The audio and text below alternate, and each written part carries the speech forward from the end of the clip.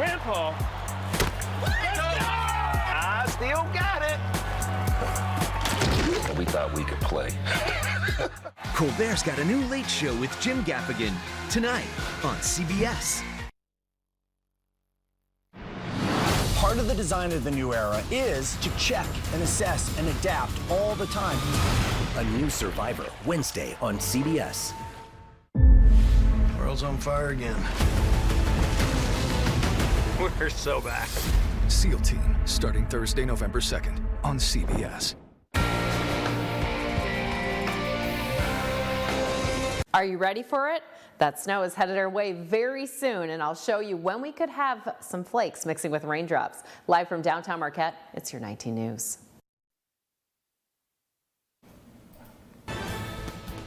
Good evening, everyone. I'm Sarah Blakely. Tonight on your WZMQ 19 News, day 40 of the United Auto Workers strike, and more workers are walking off the job. Tonight, how the expanded strikes are expected to impact negotiations. Plus, a UP state representative's bills move through the legislature, how Jen Hill is hoping to fix the way some state systems are operated. And Michigan is the proud home of the oldest chicken in the world. We'll introduce you to Peanut tonight. Your 19 News starts now. Live from the UP, this is WZMQ 19 News at 11. We kind of have a tale of two UPs going on right now, Air. The rain has slowed down here in Marquette, but our southeastern counties might be seeing some sprinkles still. That is lovely. I like that, the tale of two UPs, as is usually the case here in the Upper Peninsula. But as you can see here, the radar is showing a lot of that rain starting to slow down and taper off, hanging out mostly over the Lower Peninsula and Lake Michigan. Right now, we're in the upside down of fall, if you follow Stranger Things, where we've got fog, rain, and thunderstorms throughout the week. We'll expect cloudy skies as well, and those temperatures will be dropping coming this weekend. I've got your full forecast coming up after the break.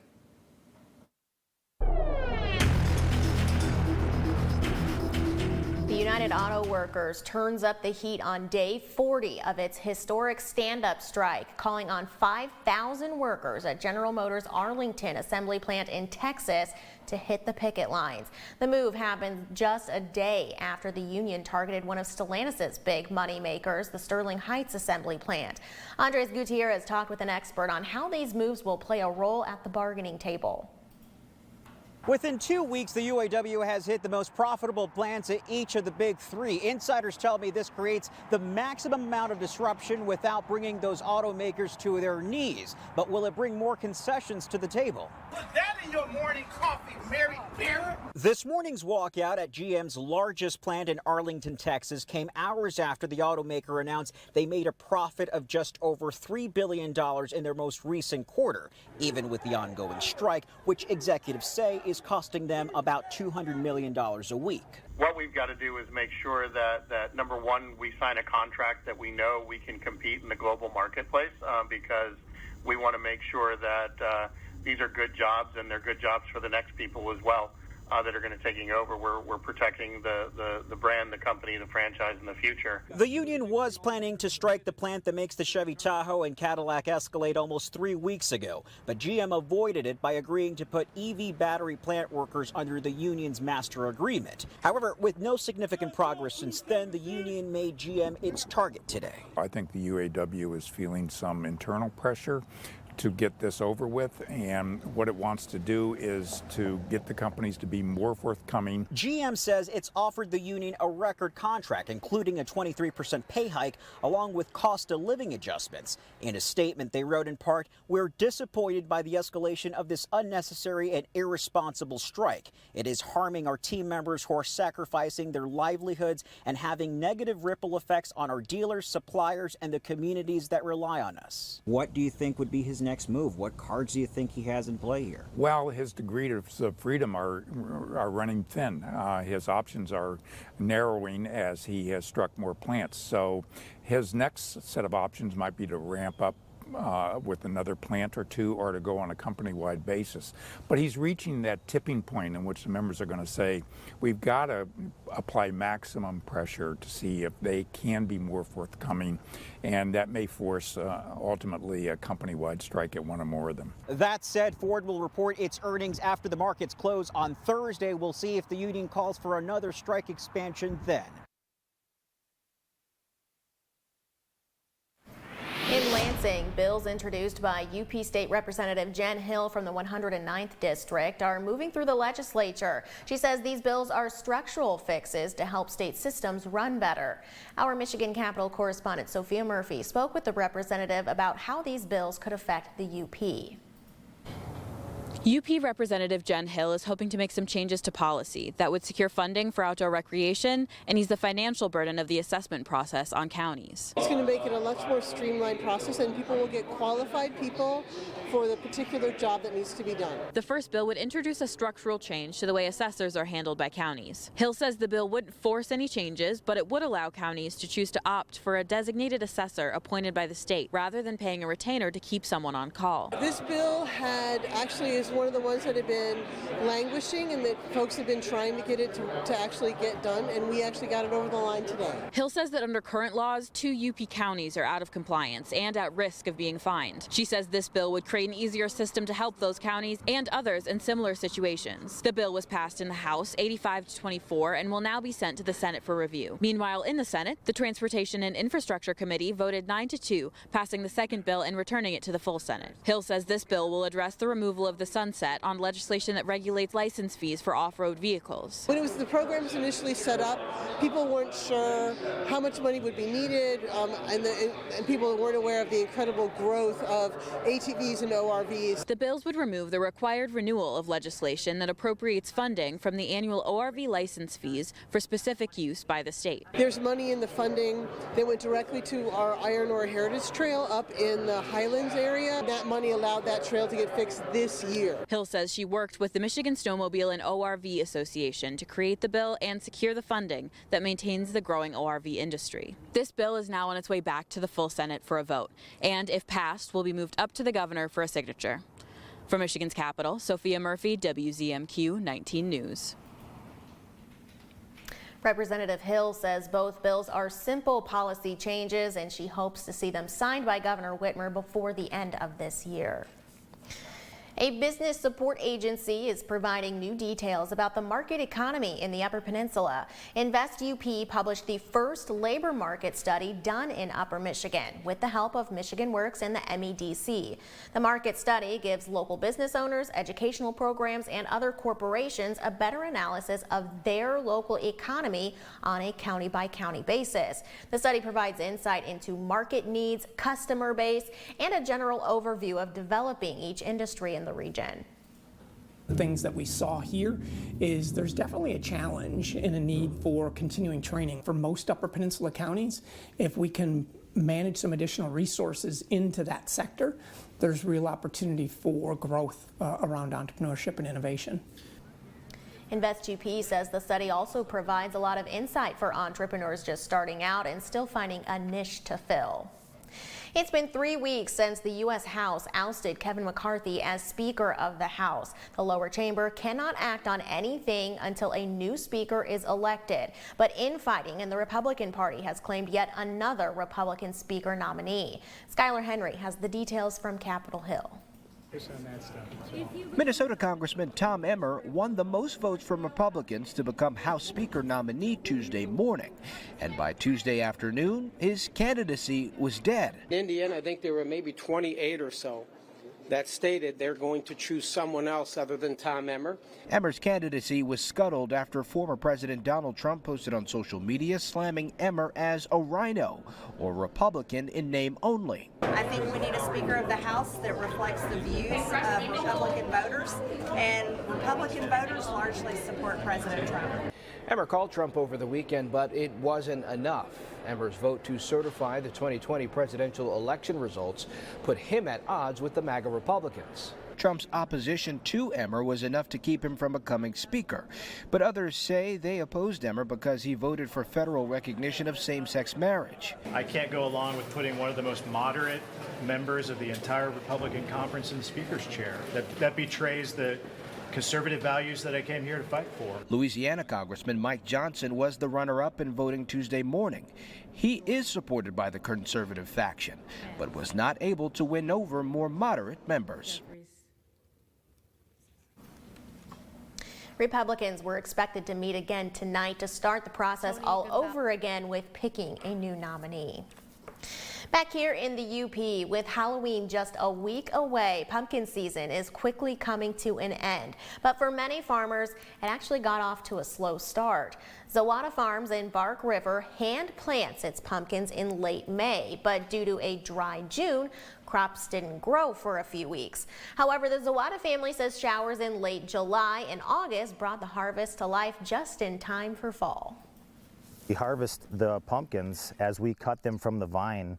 It's basically like taking the garden hose off the faucet. It just pours water out of that vine. They're very thirsty, and that rain was really important, and it's grown very well. Zawada Farms is open for one more weekend with a selection of pumpkins and gourds for cooking and decoration, as well as carving pumpkins. For more information on Zawada Farms, just head on over to WZMQ19.com. The Dickinson Iron Community Services Agency, or DICSA, is throwing its annual Halloween bash at no cost to families this weekend. The agency is inviting families of children ages 2 to 11 to head on over to the Ever After Event Center in Kingsford for some age-appropriate spooky fun. The agency is bringing a new game this year called Bank Shot. There will be at least 10 games for kids to choose from, and lunch will be served on the house. One organizer is anticipating a great turnout based on last year's success. Wonderful turnout. I usually make up about 300 gift bags for the kids, and we went through that and could have used more. Mischief and Magic will be there this year again. They come from Green Bay, and they do face painting and balloon animals. That event runs from 11 to 1 Central Time this Saturday. Your first morning weather forecast is coming up after this break, plus foraging for food to make cocktails, the hobby that's picking up steam worldwide, and a look at those who have made it into an art. And later, preventing sudden infant death syndrome. Doctors explain how to lower the risk of the danger that still stumps the experts as to how it even happens. We're back in 2 minutes. 19 News is brought to you by Kirkish Furniture. Sleep better with a new mattress from Kirkish Furniture. We proudly feature Made in the Midwest Restonic mattresses. Try one out today and compare other major brands. Let our sleep specialists help you find the bed of your dreams at Kirkish Furniture. Welcome to The Late Show. I'm your host, Stephen Colbert. Colbert's got a new Late Show with Jim Gaffigan tonight on CBS. Another thrilling week to play football. The NFL on CBS. Catch all the action this week on WZMQ 19. Another Sunday doubleheader as Jacksonville takes on Pittsburgh at 1, followed by Cincinnati at San Francisco at 4:25. See you this Sunday for the NFL on WZMQ 19, home of the 2024 Super Bowl. On the Jennifer Hudson Show, from Bloteria Loca, Jaime Camille is here. No, stop it, no. Then a man who knows no limits. I am the first quad amputee flight instructor in the world. Plus, no tricks, all treats. Look at you! The Jennifer Hudson Show, tomorrow at 5 on WZMQ TV CBS, followed by 19 News at 6. In a game of quick draw. Jump rope. Jump rope is correct! 1, 2, 3, it's fast-paced family fun for all. Pictionary. Every weekday. Weekdays at 9 on WZMQ CBS. Major Seth Adams, the loudest voice in the West, heard from practically anywhere. Sounded to me like it come off the Ponderosa. Weekdays at 4 on MeTV 19.1. Now, WZMQ 19 News First Warning Weather with Ariane Stasic. A lot of our rain showers have slowed down. As you can see, though, further in the west, there are some winter storm warnings and advisories over there in Montana. 12 to 24 inches is what they're expecting at the moment. We'll have ours soon enough. All right, taking a look, a lot of those thunderstorms are mostly over Lake Michigan or down south in the Mitten here, but we do have some precipitation right now on the radar. A lot of that in the eastern portion, as you can see along US 2 here, could be a little bit dicey if you're headed that way this evening. As we zoom in, like I said, a lot of that activity, though, is mostly over Lake Superior, but do be careful if you are driving in a few moments. North winds, we will see mostly north winds switching direction overnight here into our Wednesday. We do have some southerly winds, mostly down south there. And then temperatures right now in that 50-degree range. We're even seeing around 48 up in Houghton. But as you can see, some fog already starting to roll in there in Iron Mountain, Iron River, and Houghton. The lows this evening, about 45 to 55 degrees. That'll be kind of our story, though, for tomorrow, as we're expecting the highs around that range. We could see that fog rolling in the morning as well. So make sure you've got your low beams if you don't have fog lights. And then again, chances of showers and thunderstorms. Most of that activity, if we see any, is going to be in the morning and along Lake Michigan. Again, as we take a look at Futurecast, showing those showers eventually slowing down a little bit, especially down in Iron County. But 5 a.m. we could have more heavier rain showers there before everything moves eastward by 8 o'clock. Northwest portion of the UP not seeing a whole lot of raindrops. We'll expect mostly cloudy skies, maybe a brief break there in northern Schoolcraft and Luce counties before those clouds come back in, and then another round of showers expected on our Thursday morning. As we take a look here by noon, most of the UP getting covered with sprinkles, except North Houghton and Keweenaw counties there, but in the afternoon we'll see more showers in the east half of the UP before we expect mostly cloudy to all cloudy conditions for that night. All right, taking a look at how much precipitation we could see overnight, not a whole lot, but as we get into our early hours of the morning there, maybe almost an inch in Iron Mountain as well as Manistee by about 9 a.m. and then everything else kind of slowing down as of right now. Wednesday, 7 a.m. we'll see a temperature of about 45 degrees. And again, those chances of precipitation, make sure you're bundling yourself or your student up. And then by the afternoon, we should see things slow down as far as drizzle goes. Saturday, taking a look forward here in Marquette, we've got Trick or Treat in downtown Marquette. Temperatures, really cool, but the fun will continue no matter what. And yes, we do have snow showers on the way, possibly Sunday, Monday, and Tuesday. Thank you very much, Ariane. Foraging for ingredients to make cocktails and spirits is becoming more popular around the world. You can even do it right in your own backyard. Wendy Gillette traveled to Islay, Scotland to see the professionals at work. They're sharp enough. James Donaldson and Kate Hannett spend many of their workdays foraging in the fields of Islay, a remote island in western Scotland. What they pick is dried and distilled with the island's spring water to help create the Botanist Gin, made by Brook Laddie Distillery on the island. Everything that we're doing to get the best flavour and the best aromas. The foragers pick 22 local botanicals across the island from March through October. They also use 9 berries, barks, peels, and seeds to make the gin. The original recipe is unchanged to what we produce today. And it was really an effort to try and gather all the wild flavours of Islay into a glass. Scottish resident Scott Jackson and a friend sat down for a gin and tonic at the distillery. Picking up a few notes, citrusy, some licorice, some spearmint, a minty note in it. Very refreshing, lovely. About 5,000 miles away in Paso Robles, California, the owner of Calwise Spirits Co., Aaron Berg, picks flowers and fruits to create his gins and cocktails. When I smell something nice, that's the first sign that it's probably going to taste nice, and I figure out what it's going to be. The area known as SlowCal is home to 36 companies using foraged ingredients in spirits or mixers, and bars like the Alchemist Garden also leading with locally sourced items. Niner Wine Estates even offers cocktail foraging classes, with advice like knowing the entire plant is edible, so don't be afraid to experiment. There's nothing that has more of a reflection of the place that you are than the plants that are growing there at that moment in time. Elevating the flavor of your favorite drink. There's also a distillery trail in SlowCal featuring more than a dozen businesses, most of which grew out of the winemaking process. In some health news tonight, 1 million children visit the emergency department for mental health disorders every year. New CDC data collected from 2018 to 2021 shows mood disorders, anxiety disorders, and behavioral and emotional disorders were the most common reasons. About 1/4 of children end up being prescribed at least one psychiatric medication. And University of Southern California researchers say school policies that keep students with COVID-19 out of the classroom for 5 days are more than sufficient. Their study found the median time a child is infectious after testing positive is just 3 days, while 18% of children are still infectious on day 5.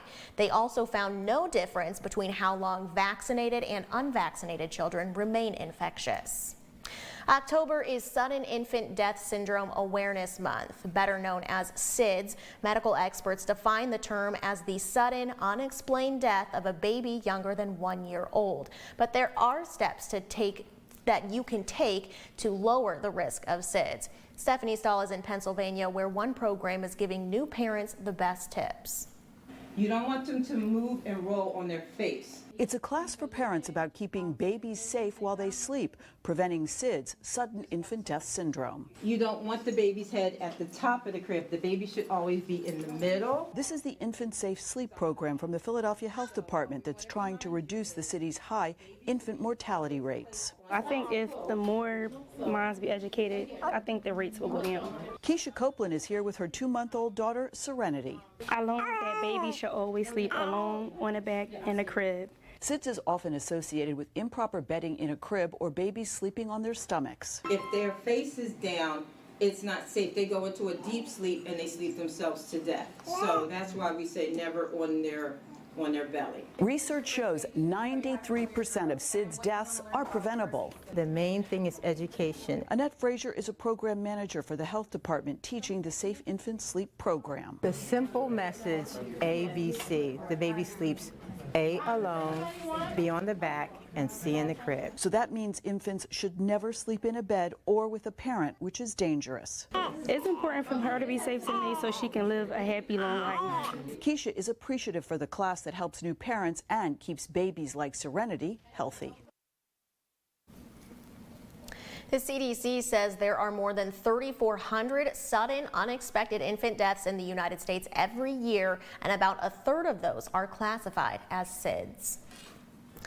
Still ahead tonight, the oldest chicken in the world, how long Peanut has been pecking around her home in Lower Michigan, and her secret to long life. There are a lot of things out there going viral. But this fall and winter, you can help keep your immune system from going viral and help protect it from the flu virus and the COVID-19 virus by getting your vaccinations. You can get both vaccines at the same time.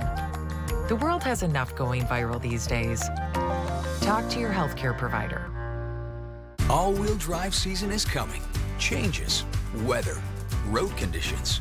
What doesn't change? Toyota's commitment to giving you the freedom to explore with more all-wheel drive choices, like the adventurous RAV4, America's best-selling SUV. Now get a new RAV4 with low 3.99 APR financing or 4.99 on an electrified RAV4 hybrid, plus 2 years no-cost maintenance. Change is coming. Stay ahead with RAV4. Toyota. Let's go places.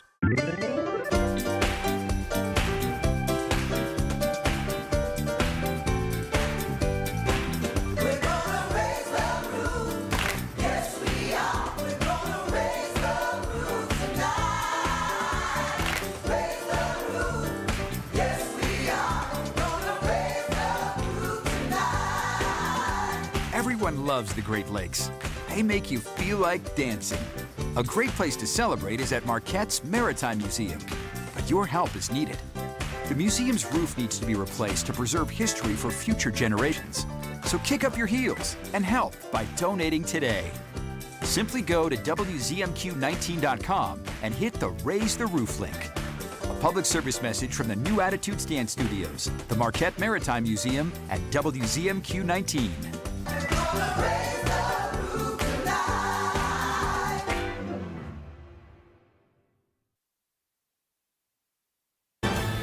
You're watching the award-winning WZMQ 19 News, live and local, with Sarah Blakely.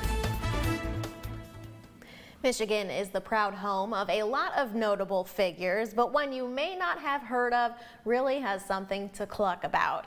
Meredith Bruckner introduces us to the oldest chicken in the world.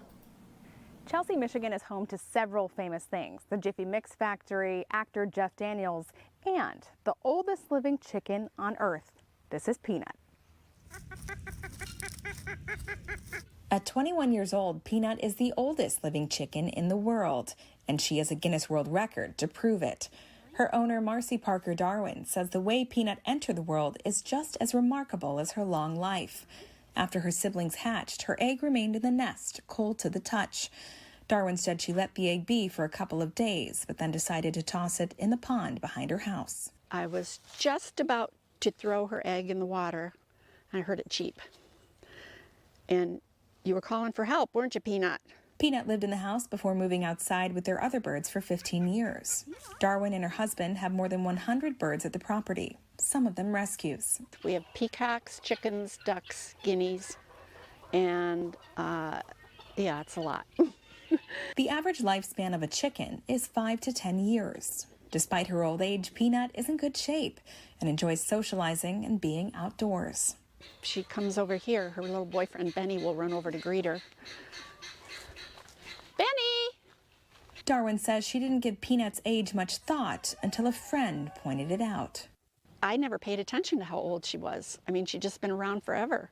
But a friend who moved to California couldn't believe that Peanut was still alive when he came back after 18 years. And that's when we started doing the math and realizing, and we had other clues to her age. So another friend urged me to apply to Guinness, and so I did. 6 months after applying for the Guinness World Record, they were notified that they supplied a sufficient amount of evidence. Peanut was declared the oldest living chicken when she was 20 years old. So this is the first certificate that we got from London. Came all rolled up in a tube, and we framed it and put one of Peanut's feathers in there, and it's pretty nice. But then on her 21st birthday,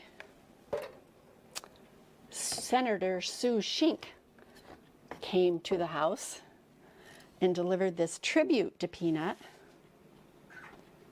signed by the governor. We were pretty thrilled with that birthday present. A former librarian, Darwin wrote and published a book about Peanut. More proof was when I was writing this book, I found a picture of my niece Maya, and on the back of the picture it said 3-year-old Peanut with 3-year-old Maya. And Maya is now 21 in the Army. Darwin says Peanut loves eating frozen blueberries and yogurt. She spends much of her day holding her and taking her around the property as she cares for the other birds. So is Peanut your favorite, would you say? I would say so. People ask me what's the secret to her longevity, and we say love. Well, congrats to Peanut on the world record. We have a brief break in the rain for some of us tonight, but tomorrow we could see some more scattered showers moving through. Ariane has the outlook on the way. And a special pet adoption event in Marquette County this weekend, perfect for Halloween. That's our final story after this.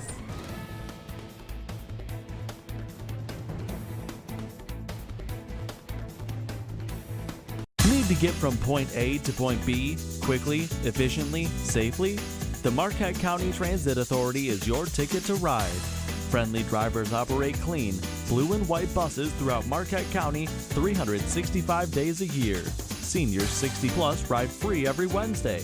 For information about routes and tickets, click on marktran.com. We keep you moving. Marquette Transit. Now more than ever, you need to know what's happening here in Washington. Decisions affecting your life by the people you set here. I'm Rachel Knapp. Tracking the daily decisions by your senators and representatives. That's my job, and I report to you. Healthcare, education, the economy, taxes, jobs, all hang in the balance. Watch my reports from Capitol Hill only on WZMQ 19 News.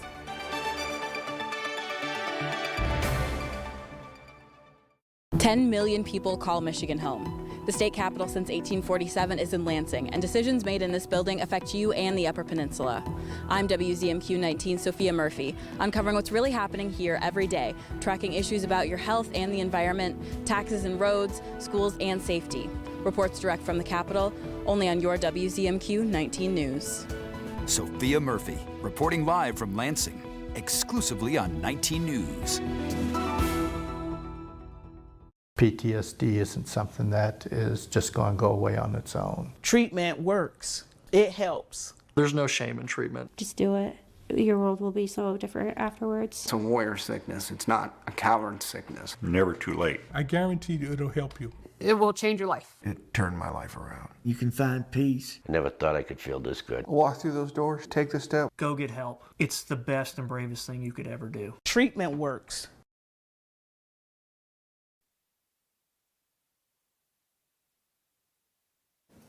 Right now we're seeing a lot of showers, mostly over by the bridge and along US 2 there. We'll see that continue tomorrow as well. Right now temperatures about 45 to 55 degrees, and believe it or not, those are going to be our highs tomorrow. Expect some fog this evening and during the morning on Wednesday. Take a look at these temperatures. We'll bump up a little bit on Thursday, and then we'll start to drop on down to 40s and 30s this weekend, where we've got snow showers expected on the way, even for our Halloween. I don't know, I think my snow casting is going to be real close. I predicted Friday. We'll see. Temperatures, though, on that Tuesday are going to be chilly. You might need your snowsuit. 7-day outlook for Escanaba will expect showers tomorrow as well as Thursday, possibly even on Friday. Hopefully a little bit dry on Saturday, and then Halloween, possible snow showers. Thank you very much, Ariane. Finally tonight, a Marquette County animal shelter is looking for loving homes for lots of cats. The Upper Peninsula Animal Welfare Shelter, or UPAWS, is hosting a Meow-Loween adoption event this weekend. Cat adoptions are just $13. All cats 6 months and up are available for adoption, and that includes spaying and neutering, vaccines, and a microchip. No appointment is necessary for meeting the cats. UPAWS staff say they took in almost 30 cats just last week, and they hope to find them homes quickly. Ever had a cat?